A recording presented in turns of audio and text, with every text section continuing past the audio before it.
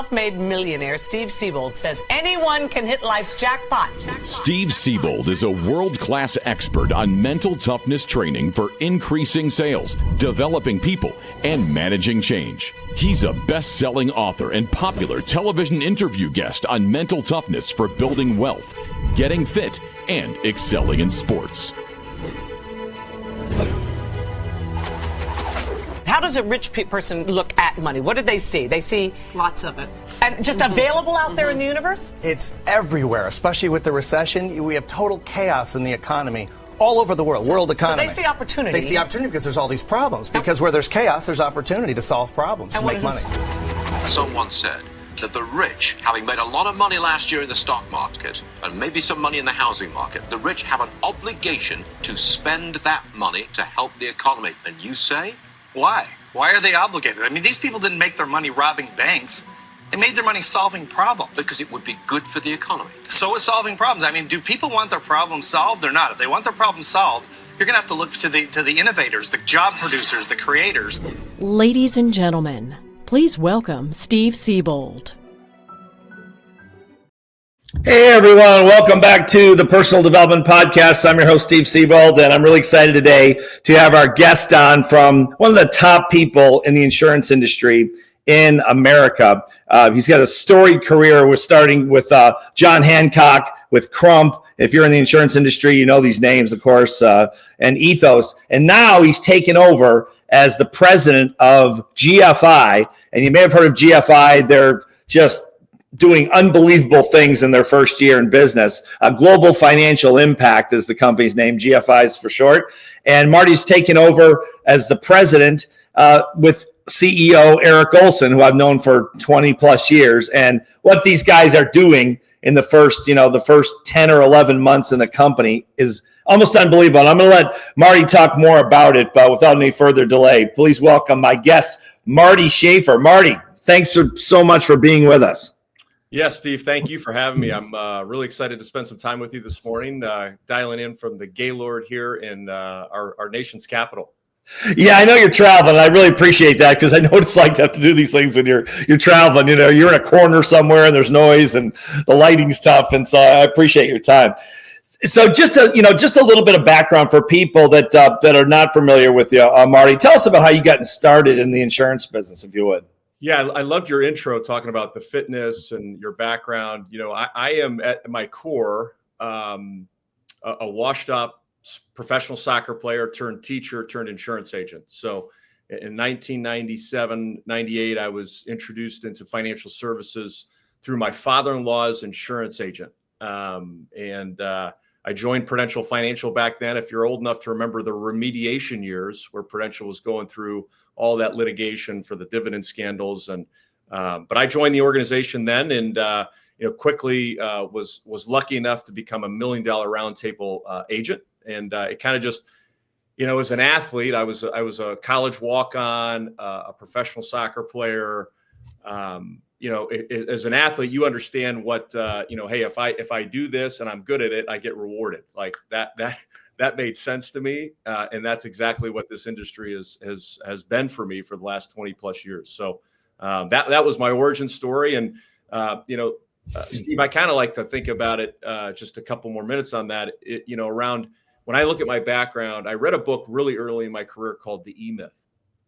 And I don't know if you're familiar with that book or not, but what I learned is that the most successful people in building businesses are both a technician, a manager, and they have this entrepreneurial spirit. And so I knew I could control the entrepreneurial spirit, but I knew I needed to build that background of being a technician, understanding our industry at its highest levels, and then running and managing people and teams. And then I did my first startup in 2009 with Saber's Partners, which we can or cannot get into depending on how you want to go with this. But that created my real first entree into entrepreneurship. So that's how I got into it. What I've loved about this industry is above all of that, my personal development, the personal income.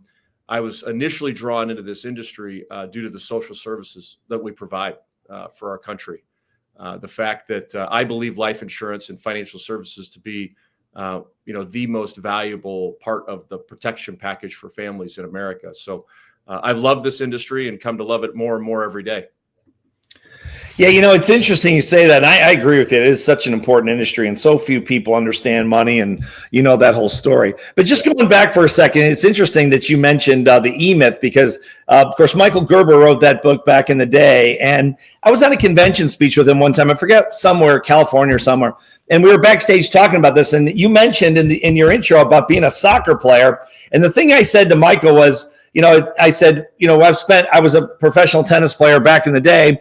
And then I worked with professional sports teams. And then I worked with, top professional athletes and Olympic athletes.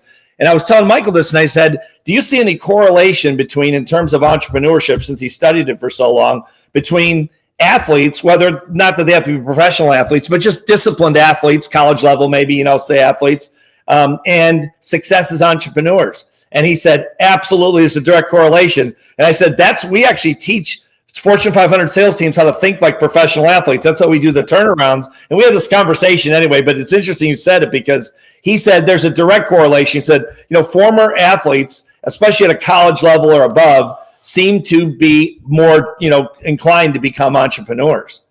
Have you found that the same thing? Or I know you did yourself with other people. I always tried to, if available, I always try to recruit an athlete.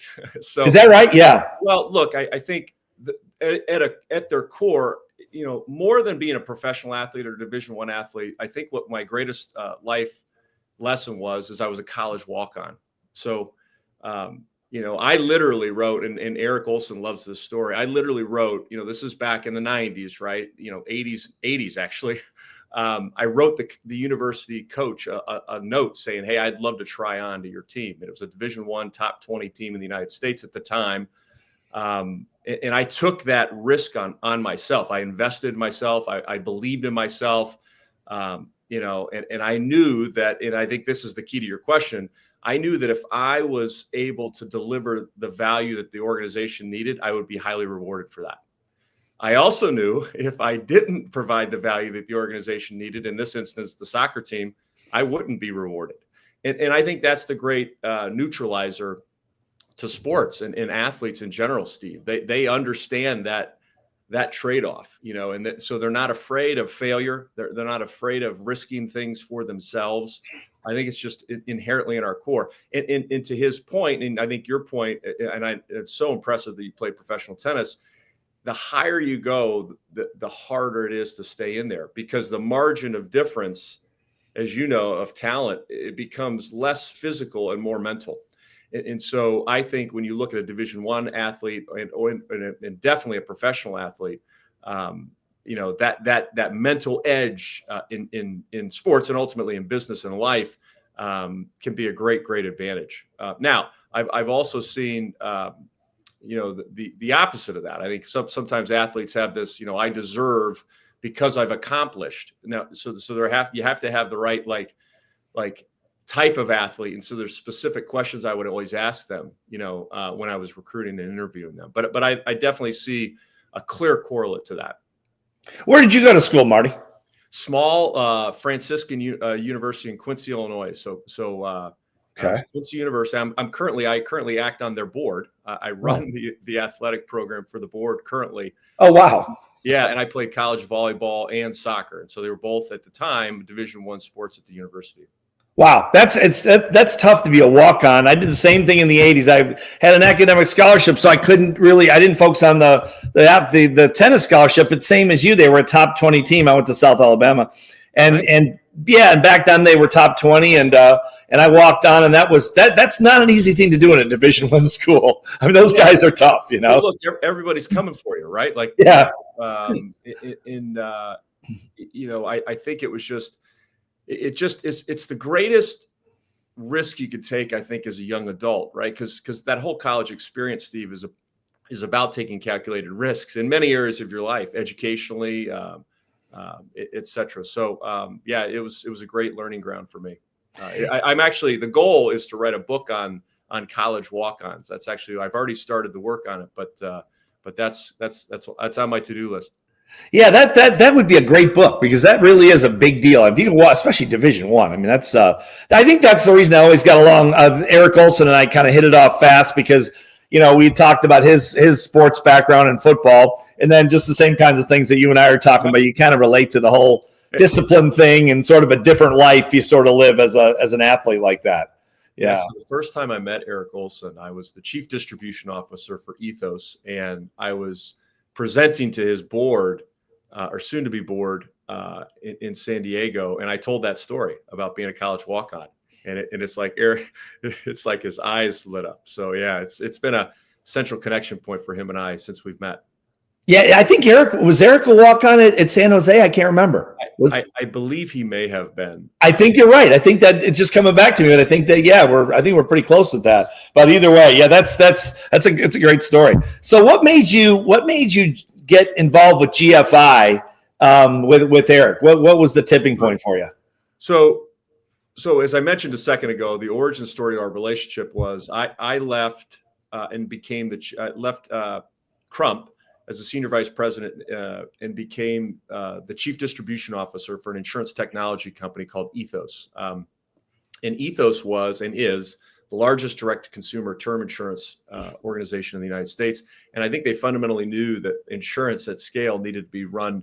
You had to have the distribution attributes as well. You needed to have third-party distribution driving your product for adoption in the U.S. And so, with my background, kind of knowing most of distribution, they brought me in to build that business out, and they have, and I feel like I was a central part of that, built a multi-million-dollar business, enterprise business over the last 3 years doing that, and that's how I met Eric. I was introduced to Eric through a very large IMO, and that IMO knew which archetype would work with our product set, and I quickly met Eric, Steve, and I think you'll recognize this comment. Like I just immediately knew this guy was different. I mean, he said things differently, he acted differently, and more importantly, as I started to work with him as a counterparty, he delivered on absolutely everything he said he was going to do. And typically, as an organization, when you're bringing on new partners in any business capacity,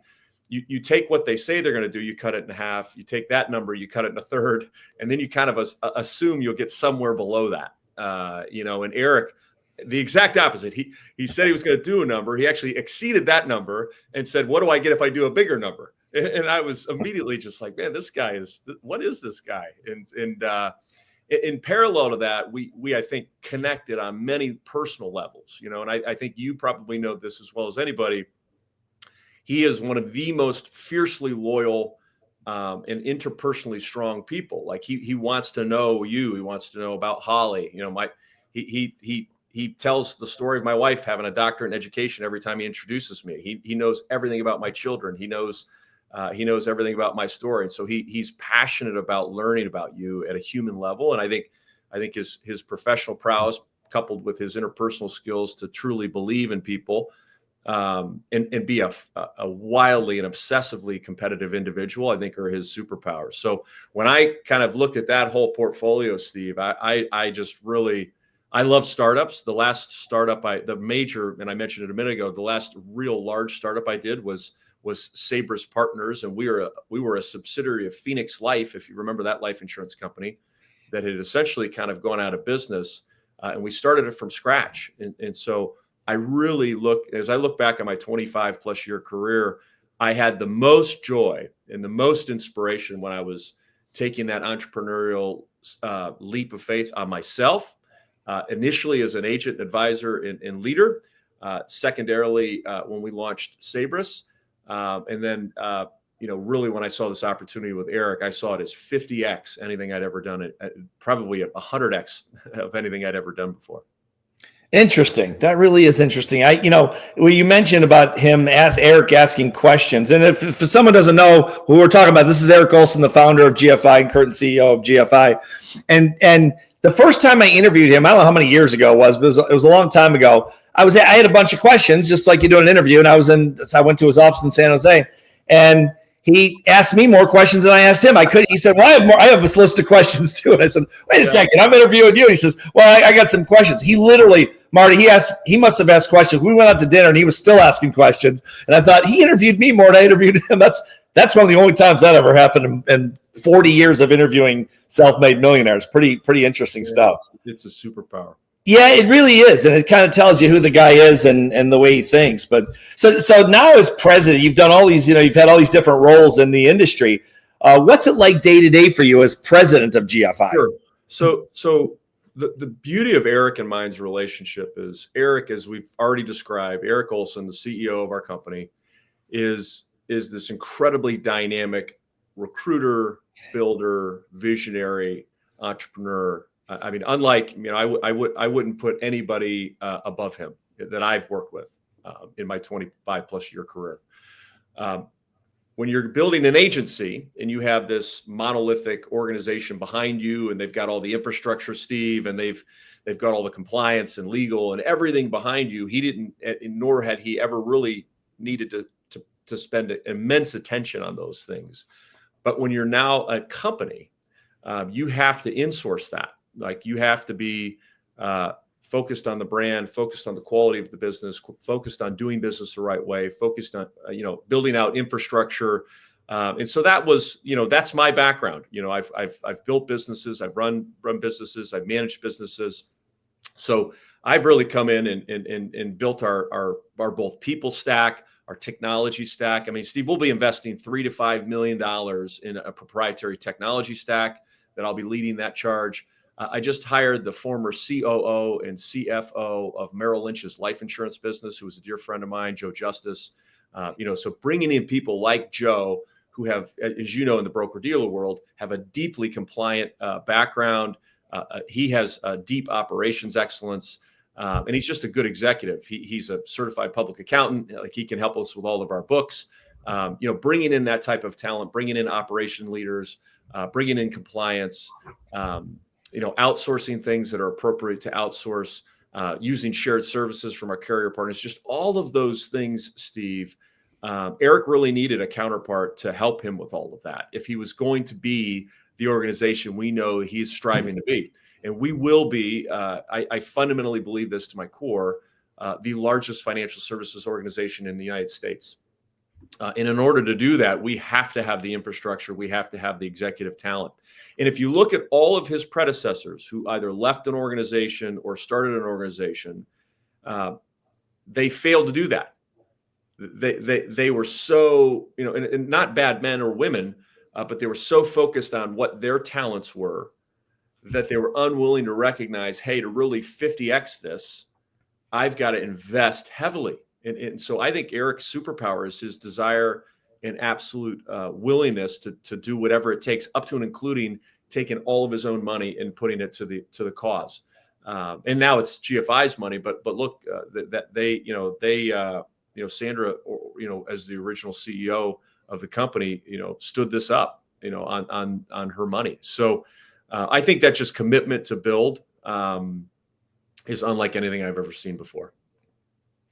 Yeah, I'm so glad, and just have been, as I've been talking to Eric over the last, I guess maybe year and a half or so about this whole idea with GFI. I'm so glad that he tapped you and partnered with you to come in, because that's what him and I were talking about from the beginning, was that, hey, it's one thing to be the face of something and the leader of something, but it's another thing to run a monstrous company, especially one under hypergrowth, which, everyone knew it was going to happen. I mean, if he launched it, now you got to have someone to hold the reins together, to hold everything together. And that's what I was saying to him, because I'd gone through that a few times myself, and being quite a bit older than him. I just said, it's a different thing when you're running the company. And I said, if that's not your talent, maybe it is, but there are people that are great at that, like yourself. And so I'm so glad he called on you to do this, because that structure, now he can be free, of course, to go on and to do what he does so well, which of course you guys are already doing, which is amazing. I mean, that's what I was going to ask you about. So what is it like? I mean, GFI, if I got my numbers right, I've been following Eric as closely as I can in the last 10 months or 11 months with the numbers. You guys have recruited roughly 25,000 agents in the first 10 or 11 months. Is that about right? It is correct. And I think that speaks to his brand, and everything I described as to why I joined Eric. You have thousands of people who believe the same thing. And then those people have brought thousands of people. So obviously he had a very large organization, Steve, at his prior company. And there was an immense amount of loyalty to him there. And I think that carried over here. And I mean, we are, he's a little more focused, or not a little, he's a lot more focused now on building his and GFI's brand. I think unlike he was able to do in his prior role. And because of that, he's been able to scale, I think, much more rapidly. And look, I think in this digital age, the ability, when I started in the 90s, Steve, I was trying to recruit 10 people a year. Yeah, right. Exactly.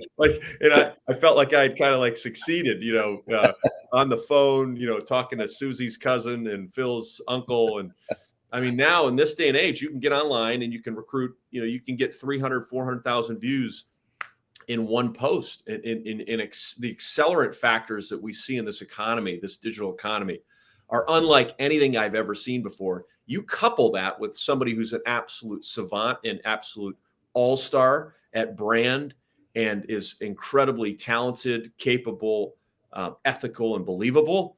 That's pretty powerful. And I think you're seeing the byproduct of that with our numbers.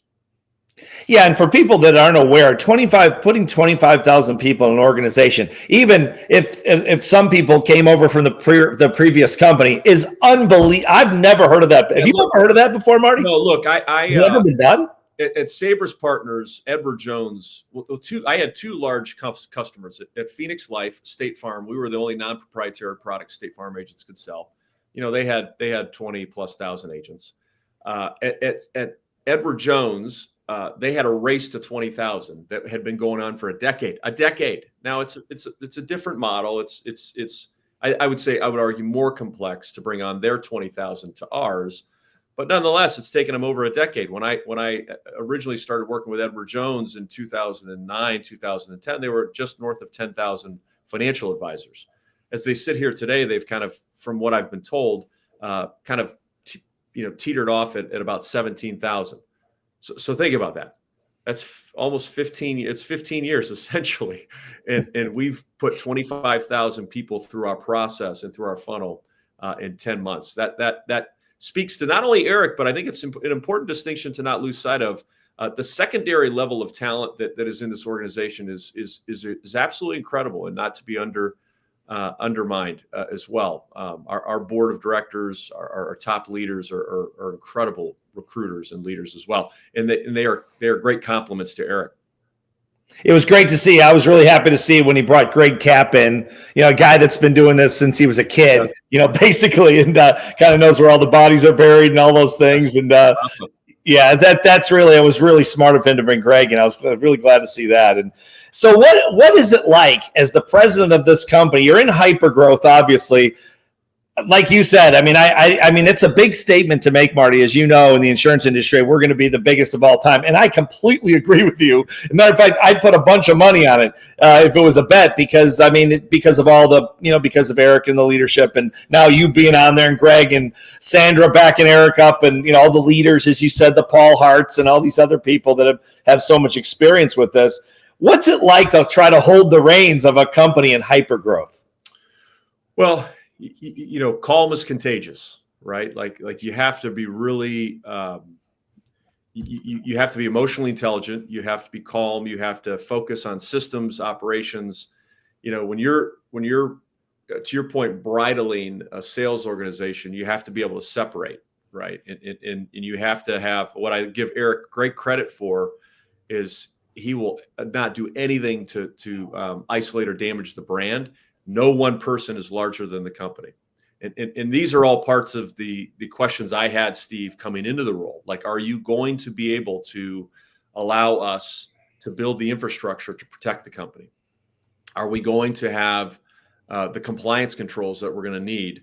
And by the way, we're not perfect. We're in our first year, Steve, right? So I know a lot of people are going to point out things and they're going to watch this and say, oh, you're not doing this right. Yeah, that's absolutely right. In startups, you make mistakes and you learn, and you have to have the intellectual capacity and patience to move quickly but deliberately.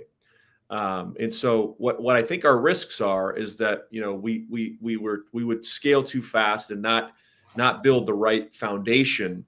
And again, back to a point I made earlier, Eric's commitment to bringing someone like me in, to bringing in Joe, to bringing that entire leadership team, is the commitment to that foundation. We will have, I would argue, what will become the best technology stack in the history of the industry with who we're building it with. We've already aligned with technology companies to help automate a lot of this compliance and oversight. When you think of Annuities Genius, Ethos, I mean, we are strategic. We have a strategic partnership with Ethos as our technology partner. We use outsourced. We're currently doing shared services with our carrier partners on compliance. So I think we're doing a lot of things, very thoughtfully now to set us up for success and make sure that we, look, Steve, you're going to have bad actors. You have to treat, you have to manage those bad actors appropriately. You're not going to be, you're not going to be impervious to issues. It's how you manage those issues. It's how you set up the infrastructure to automate it. I've often said people fail, systems don't. And so as long as you build the right systems around those people, you create what I refer to as, I don't know if you read the book, The Checklist Manifesto, a way for people to operate inside systems by taking and creating habits, not opinions, around how they deal with issues. I think you can really accomplish some amazing things. That sounds great. I'm glad. I haven't heard of that book. The Checklist Manifesto. That sounds good. It talks about how, when a plane's going down, you can't have an emotional moment, right? A pilot is essentially going, okay, right engine's out. What are my 3 things I have to do? And so good businesses are run that way. When you, like anything in life, sports are a great example. You have a playbook, right?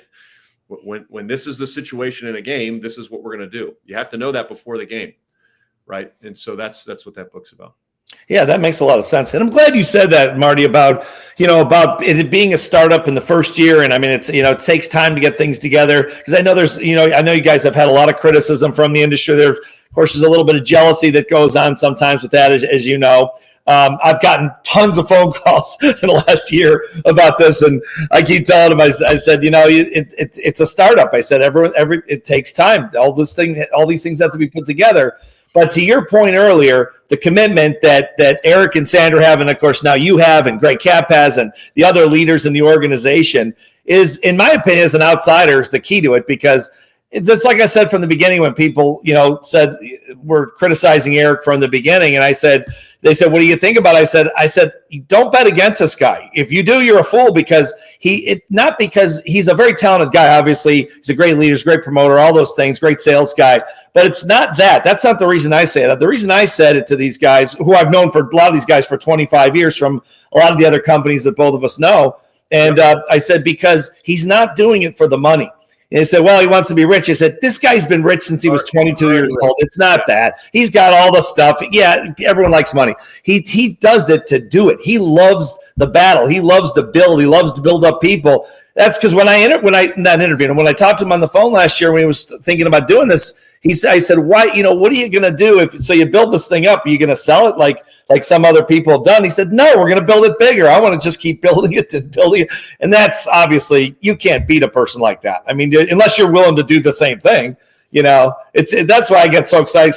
I said, well, if that's your attitude, I would go forward, because no one can beat you then. And then if you put the right team together, like obviously he has, it's really exciting. It really is. I'm so glad you guys are together on this. What do you see in 5 years, Marty? It's hard to imagine this in 5 years for me, to how big it could be. But what's your take on, what does it look like, GFI, 5 years down the road?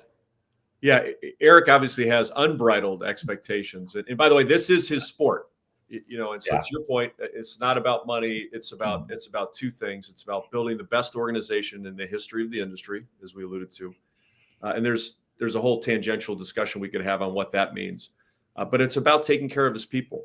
And I always tell people, when you have an organization that's mission driven and is already in a good capital position, you have a very dangerous organization.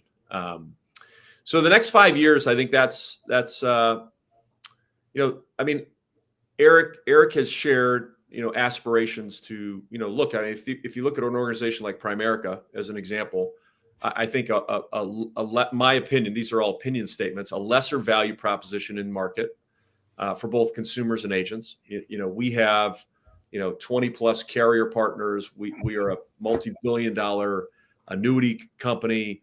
I think if you look at, hey, what made Primerica think that they were a good value as an equity company in market? I think they brought great value in revenue. I mean, the stock's grown north of 1,000%, I think, over the last several years. I don't think it's unreasonable, Steve, to think that we could be contemplating an initial public offering in the next decade.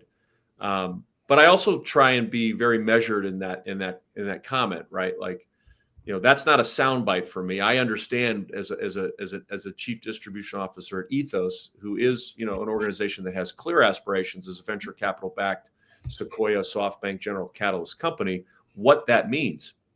And so I don't take that comment lightly, but I think that is part of what could potentially be the vision 5, 10 years from now.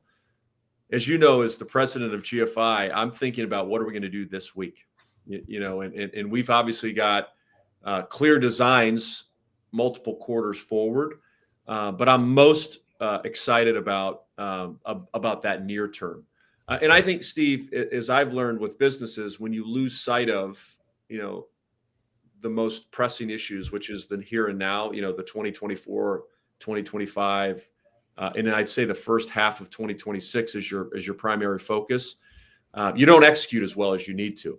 Now we do have aspirations for year 5, and I think that's for us to be well north of 250,000 agents in the United States, ultimately on a road to 1 million agents in the United States, and to be a $20 billion company at some point in the future. And those numbers sound absolutely crazy to the normal person, but they need to understand we're not operating in normal. And so that's what keeps me motivated and excited. And so I think, what that could mean, it could be anything from privatization in taking care of our people in a private setting, and or an IPO at some point in the future. I think it's limitless what we could do. And again, those are not irrational statements if we are the largest financial services company in the United States. 250,000 agents. That is in 5 years. That is a big number, Marty. Wow. Yeah, I think you have to look. What you don't know about me. This past year, I'm going to talk about 2024. I'm 52 years old. I probably work 70 plus hours a week.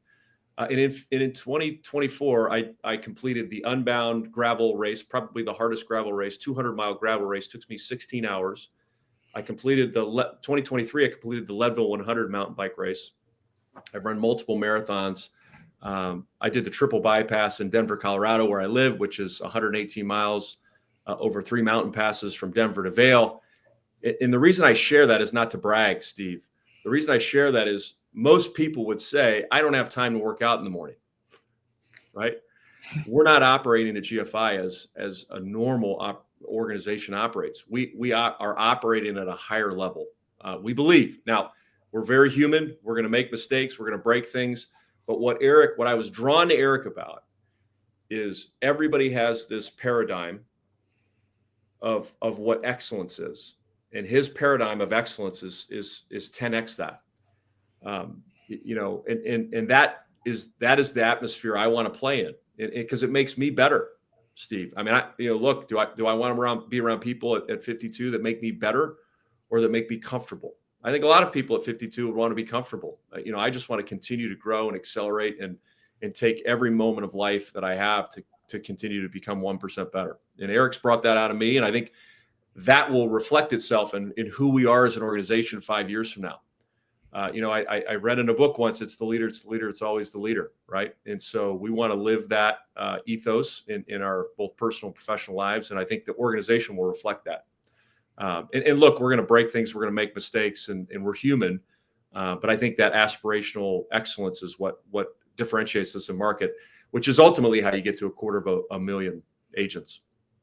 Wow, that's impressive. Well, I can see you and Eric would connect on the just the mentality, the drive mentality. I mean, geez, I played 2 hours of pickleball yesterday. I thought that was impressive, Marty, but you kind of upped me on that one. Well, what do you think? I mean, that's amazing. 250,000 agents, possibly $20 billion. What do you think it's going to take to do that? I mean, that's a big number. Well, I think you have to have a multifaceted business, right? You need to step back and go, okay, we're currently not in the equities business. Could we be? We're currently not acquiring businesses. We could be. When you think about growing to that scale, people who are watching this who likely know Eric's background are like, man, when I hear him say 250,000 agents, I think he's going to recruit 250,000 agents. Not necessarily. I mean, that will be a very, very large, significant tranche of it, but it could also be through acquisitions. It could be through mergers. Think about it. If we're on the run rate we're on, which is a significant revenue run rate, we will have massive access to capital. With that access to capital, you have, Steve, you've been around businesses, right? You have multiple ways to grow a business, just organically or through acquisitions, mergers, partnerships, et cetera. If you look at the U.S. life insurance space, I think we're going to see, Steve, this is probably one of the more important points I'm going to make today. I think you're going to see one of the largest agent transfers in the history of the industry in the next 10 years. And the reason I believe that is you look at every one of these agencies, almost every agency has been acquired. Why were these agencies acquired? They were fundamentally acquired because Marty or Eric or some individual wanted to become wealthy because of what they built the last 15, 20 years. By the way, I don't have any problem with those people doing that. I think, I would have probably taken the same deal. My former company, Sabres Partners, was acquired by AmeriLife, as an example. So I think, but what is going to ultimately happen is these organizations, what they've had to do is multiple things to keep these. These are volunteer armies, Steve, right? They're not W-2 employees. They don't have to work for these organizations. So these mass aggregators have had to not only acquire the entity, they've had to go deeper into these organizations to acquire the sub-entities. Ultimately, when you have some sort of future transaction, there's a lot of people, the majority of those people, that are not going to have any access to that acquisition. And those people are going to find a new home. I fundamentally believe it. And I think we can be the home for all of them. And so with our vision to take care of all of our people and build a company that and I'm not going to get into any of our structure. I'm actually going to I'm announcing a bunch of this at the Impact Conference here coming up in a couple of weeks.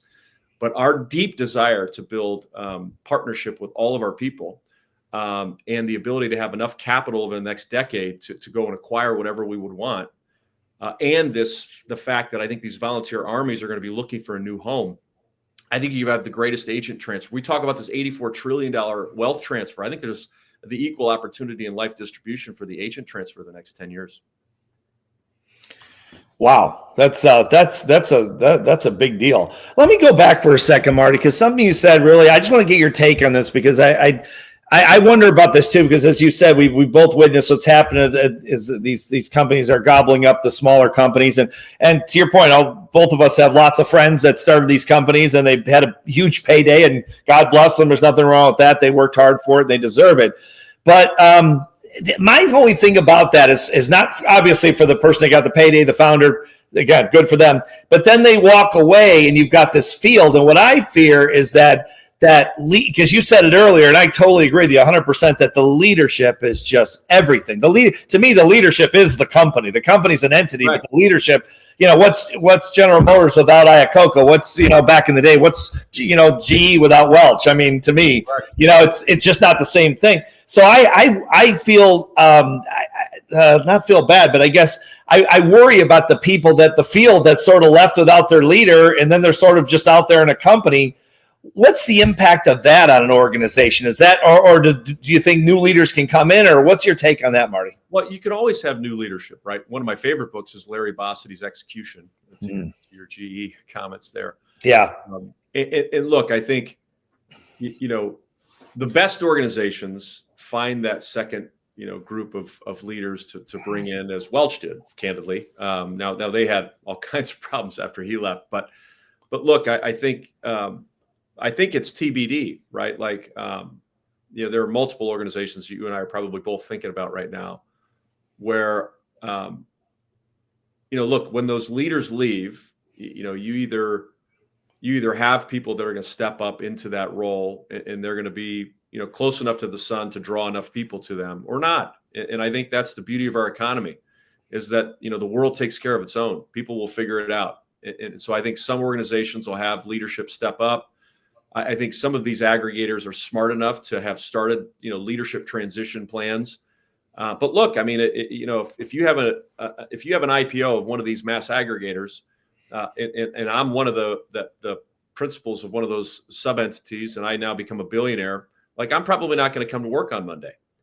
And so if you have that happen in mass, right, with a 300 agency organization or a 200 agency organization, I think it's a real risk for those organizations. It's not a risk for the industry, because guess what, Steve? Everybody figures it out. We'll all figure it out, and we think we can be the landing pad for thousands, tens of thousands of those agents.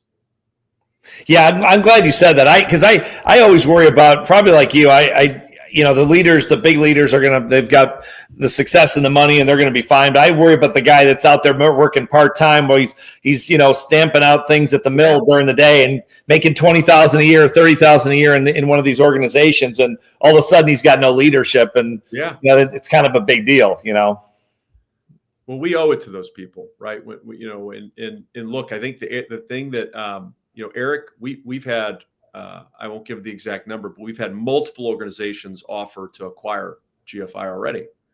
Wow. Think about that. And Eric's lying to me every time, because there's a couple times, Steve, where I've been like, hey, buddy, like, let's pay attention to this one. Right? He's like, I'm not for sale.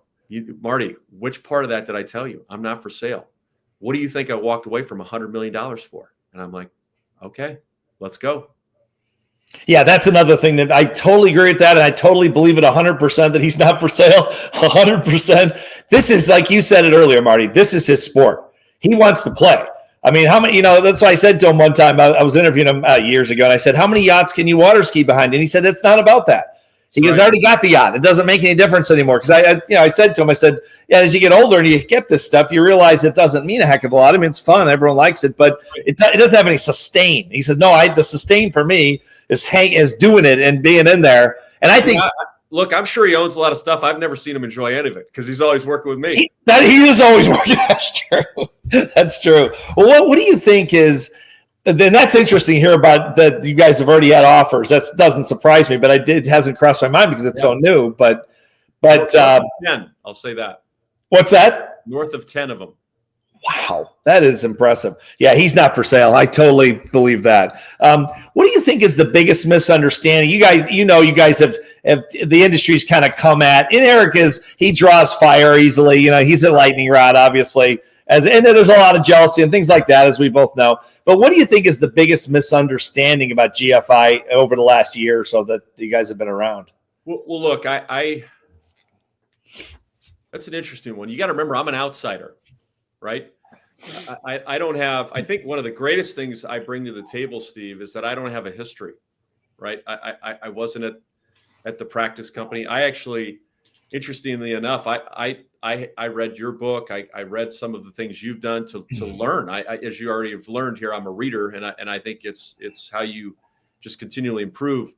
But in terms of what I think the misunderstanding about Eric is if there was ever an opinion that he didn't have his people first in his mind in terms of how he operates, and that he's always trying to operate and do the next right thing, I think that's completely false.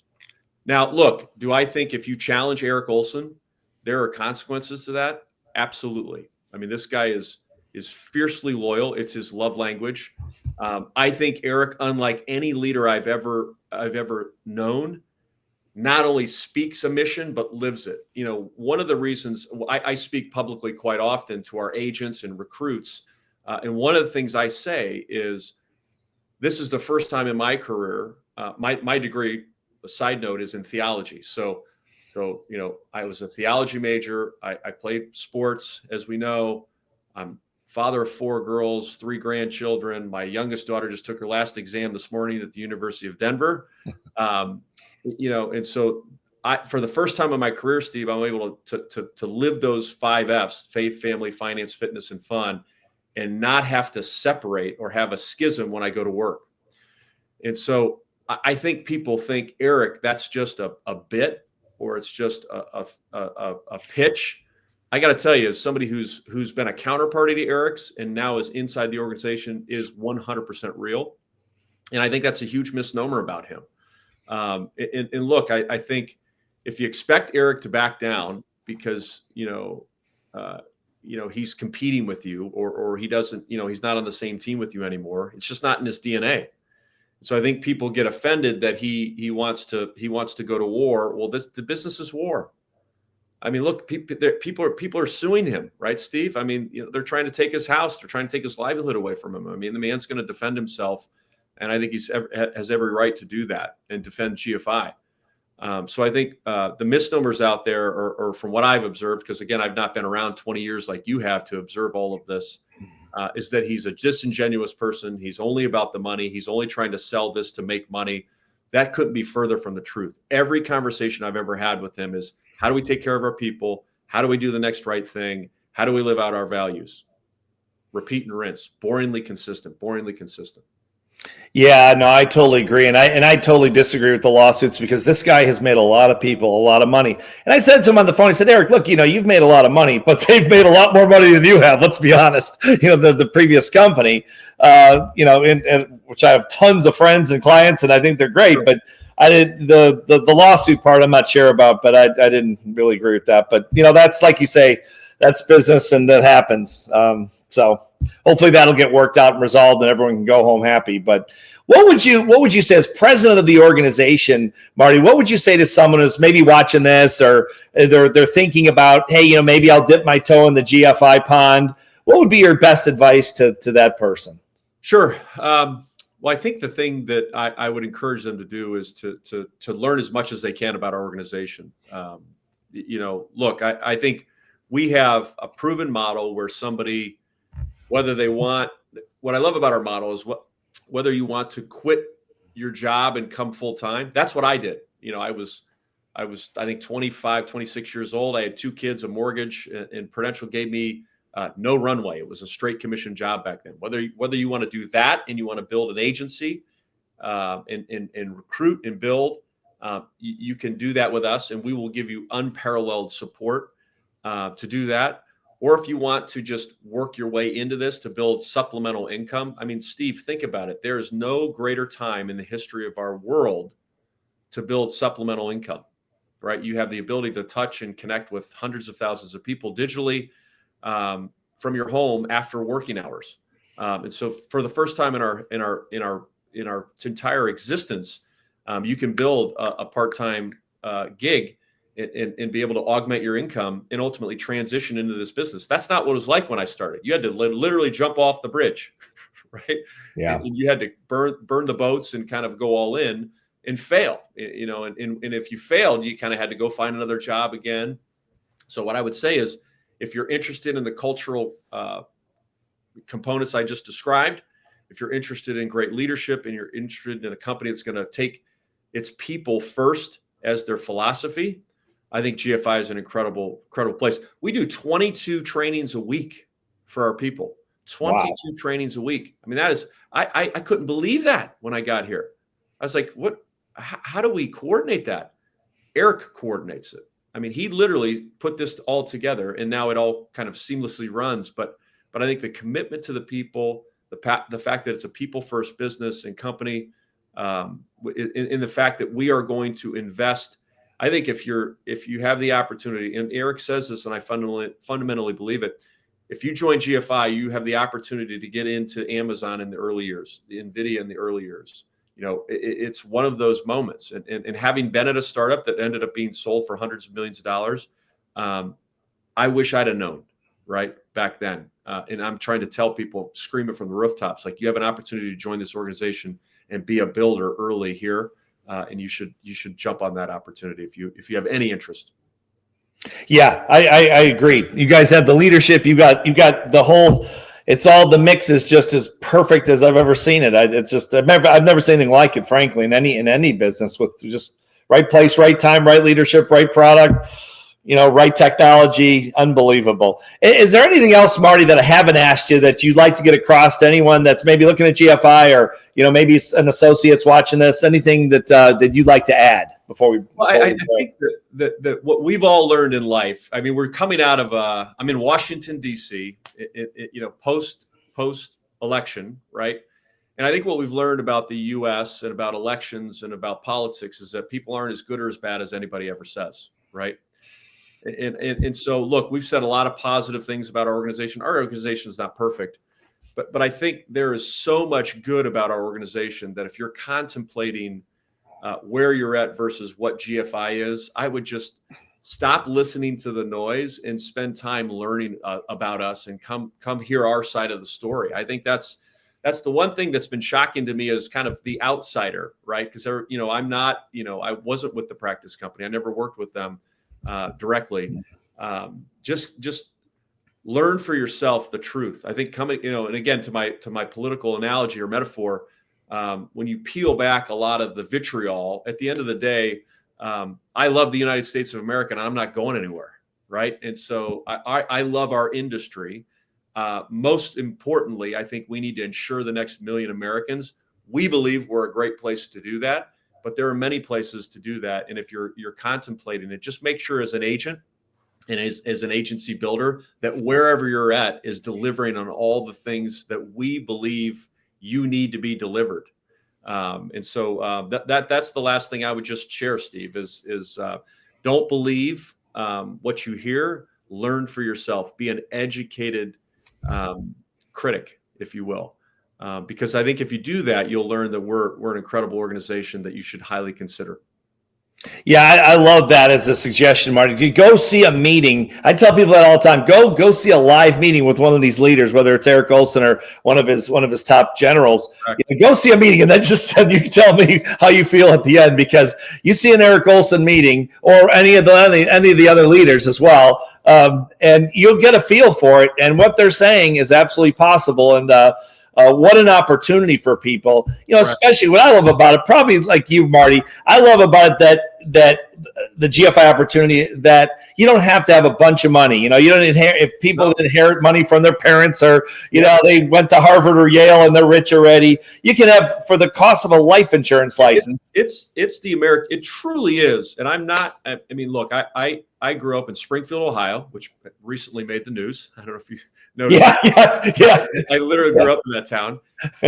My dad was a welder. My mom was generally a stay-at-home mom, 5 kids, and I've made millions and millions of dollars, not off of my theology degree, but because I took that's the greatest. We have the most diverse organization I've ever seen. I am absolutely the minority. Our recent immigrants. And we're old white guys, Marty. We're the minority. That's the figure, right? I am the old white guy now. But I look around the rooms, Steve, and I feel like I'm observing the new American dream. First generation immigrants, second generation, just their ability for $199 or whatever to be able to start a business, no franchising fee, no big investment, not $199,000. Be given all the tools and resources to an industry that has created more millionaires than any other industry. I just, every time I think about that, I'm fascinated that we don't have 400,000 agents, let alone 250,000. And I think that paradigm shift is what needs to happen. It's interesting as I've joined here, hundreds of people have asked me, because they're like, man, what are you doing now? You're back on the distribution side where you started your career. And I tell them for 10 minutes what we're doing, and they're like, that sounds pretty cool. And I'm like, yeah, it's unlike anything else you've ever seen.